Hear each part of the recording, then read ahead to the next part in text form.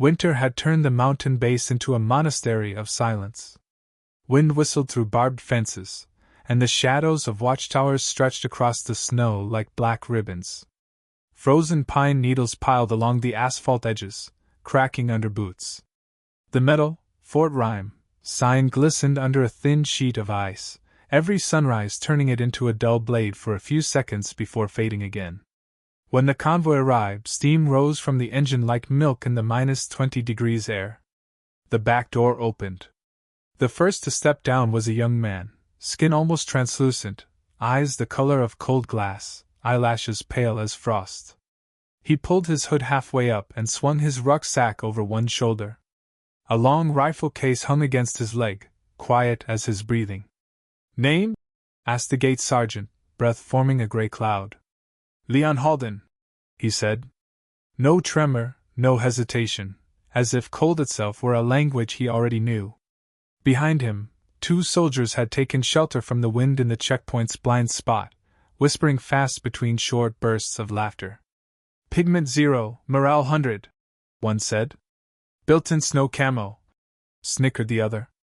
"Those eyes, though, like cracks in ice." Leon heard it. He neither stopped nor hurried. Every sound of the check-in, the dripping pipe, the dry clack of a stamp, the swipe of a plastic card, slid neatly into place in his mind like familiar gears. Mockery and noise were no strangers to him. Inside the briefing tent, the heat was suffocating. Wet parkas steamed, mixing the smell of sweat with metal and old canvas. Maps covered the walls, snow ridges, elevation lines, wind charts pinned with color tacks.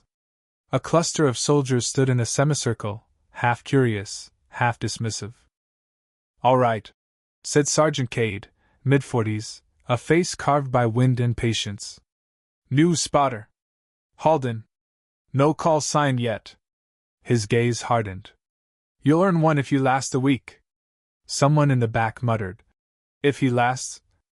Kade raised a hand, silence fell. He handed Leon a sheet. "One rule on my base, show, don't talk." Leon nodded once. "Understood, Sergeant." "Those eyes?" said a blond soldier from the side, smirking. "Don't they blind you in the scope?" Not a question, a shove, wrapped in humor. Leon didn't answer. He pulled back his sleeve just slightly, revealing a small mark near his wrist bone. 2 concentric rings. Inside, the faint outline of an owl, its eyes hollow, its wings crossing like a reticle.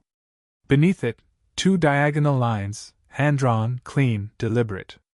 The air shifted, not silent, but thinner. Then came the laughter. "A blind owl? Nice tattoo, ghost boy. Looks like a Minecraft emblem." Kade clapped his notebook shut, one sharp sound. "Range test tonight, 0-100. Ice Mirage, 1600 meters. Halden, last position. Watch first, shoot later." "Yes, Sergeant." Out on the field, the wind moved in sheets, invisible rivers of air gliding over the snow. In -15, even breath turned to ice dust before leaving the mask. "His pupils don't contract," whispered one soldier. "He's gonna fry his retinas." "Enough," Kade snapped. "Talkers see the least." The red flag marker at 1600 meters flickered in the distance, a weak, trembling signal in the white. The wind wasn't one direction but a layered crosscurrent, right at surface, updraft at range, heat shimmered between. Mirage danced above the snow like ghost flames. "Positions," Kade ordered. 2 snipers dropped prone.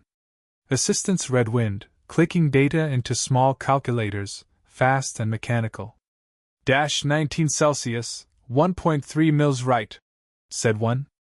"No cross drift, 1.1 right," corrected another. The shot cracked. Mississippi. The bullet kissed the edge of the plate. Ting, too low, too wide. Kade lifted one brow. "You didn't see the air." "Wind, sir." "The wind doesn't only blow sideways," he cut in. "Sometimes it rises from below. Ice breath. If your eyes fail, your ears will too." Next team. Same story. The sound of disappointment rang dull and metallic. Kade didn't turn to Leon, just spoke. You watching? Leon knelt, knees pressed to snow. He didn't use a scope. Didn't even raise his weapon. He simply looked, at the way the frost shimmered, at how a faint line of mist at 1,100 meters trembled back and forth like breathing. Forget the flag, Leon murmured, voice nearly swallowed by the wind. Between 8 and 1,200, the air's hollow. After 1,400, it pulls down. Read the light under the glass. The what? Someone jeered. Leon pointed under his own eye, then at the distance. Ice pushes light up. Shadows tell the truth. Kade paused, measuring him. Gun, he said. Leon didn't take it, he asked for the notepad instead. Drew a clean horizontal line, 800, 1,200, 1,600. 3 small crosses. Then calmly.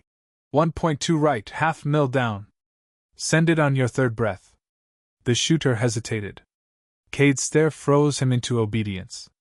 1, 2, 3, fire. Crack. The sound sliced the air like a drawn wire. The hit came half a second later, pure, centered clang, the kind that rang clear in cold air. No one cheered. No one even breathed. The wind shifted, just slightly, like a nod. Kade met Leon's gaze. All, he said quietly. Not mockery, not curiosity, a test. That mark. Where from? Leon pulled his sleeve back down. A place that taught me to listen to the night, he said simply. Someone muttered behind them. Who the hell is this guy? Kade raised a hand again. Silence. Tomorrow, 0600, wide out march. No maps. You lead. Fail, and there's nothing left to say. Leon nodded. Understood. Dinner was louder. Trays clattered, boots squeaked, heaters hummed. Puddles of half-melted snow pooled beneath tables. 3 soldiers at a nearby bench leaned close, whispering again. Lucky shot, one said. Wind shift, that's all, said another. Tattoos for show. The third tapped his knife on the tray, eyes sharper. Too clean for show. Freehand. No mistakes. What secret unit? Don't know. But Kade noticed, that's enough. At a corner table, Leon finished his soup slowly. He caught his reflection in the window, the fluorescent light breaking across a thin crack in the glass. The crack curved like a reticle. He stared at it for a moment, then lowered his eyes. A shadow moved beside him. Kade sat down, tray in hand. Calm. Blizzard's picking up tomorrow, he said. In whiteout you'll go blind fast. Don't rely on sight. Cut it in half. Leon nodded. Yes, Sergeant. Your goggles, Kade continued. Can you reverse the polarization?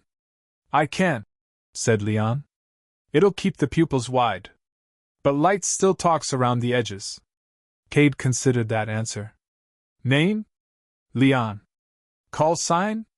Kade's eyes flicked to his wrist, then back up. Still none?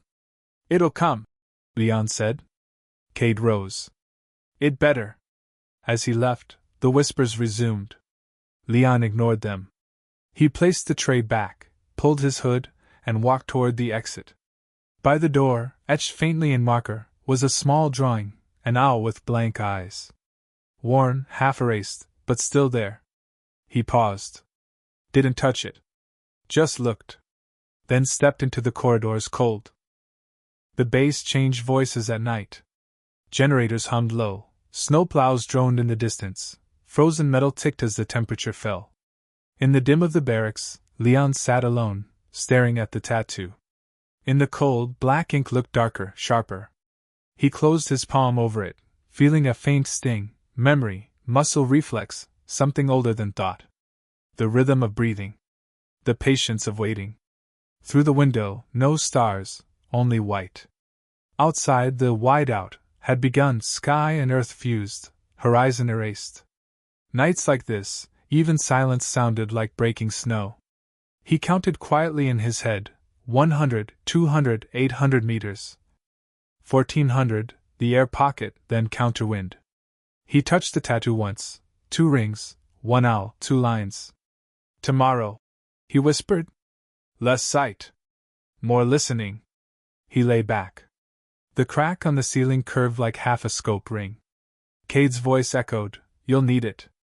Leon closed his eyes. In the white, a pair of hollow eyes, the owl's eyes stared back, calm, unblinking. He understood. White isn't silence.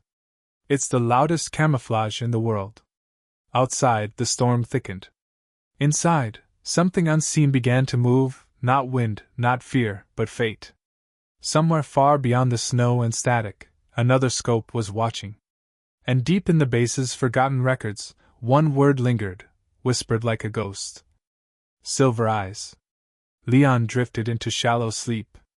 Tomorrow, the storm would test them all. And if someone laughed again, the wind would decide who echoed last.